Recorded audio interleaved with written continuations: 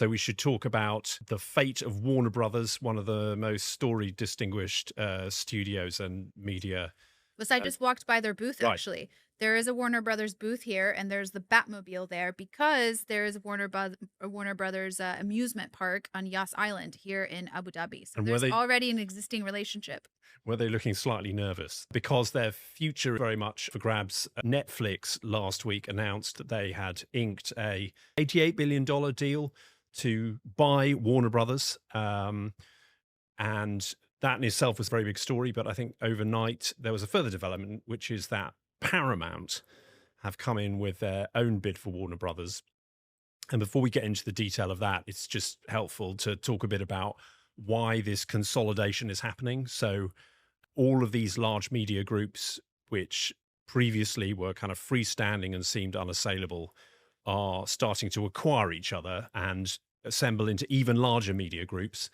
And they're doing that because, it's tough to make money in the entertainment and media space, even if you're Warner Brothers. So there is now going to be a battle, and possibly a regulatory battle, between Netflix on the one hand, obviously interestingly are the streaming startup, they're the relatively new entrant on the block, and Paramount, who of course are a far more distinguished American media house.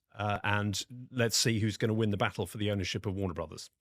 Why is it so hard to sustain a business when it comes to media and entertainment? Well, I think the larger media conglomerates still turn over enormous amounts of money, right?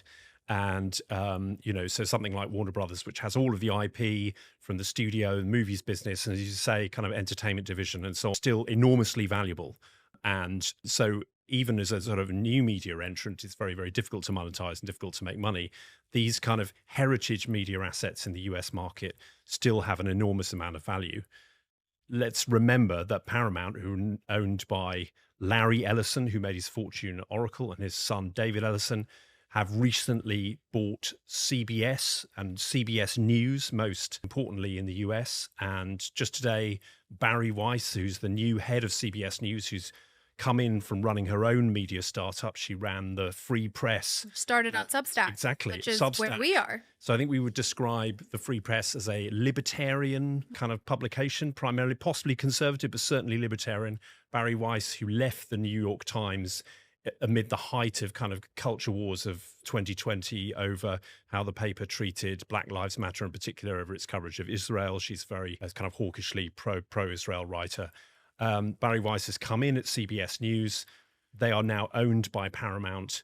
There is, it's fair to say, something of a cultural revolution going on at CBS.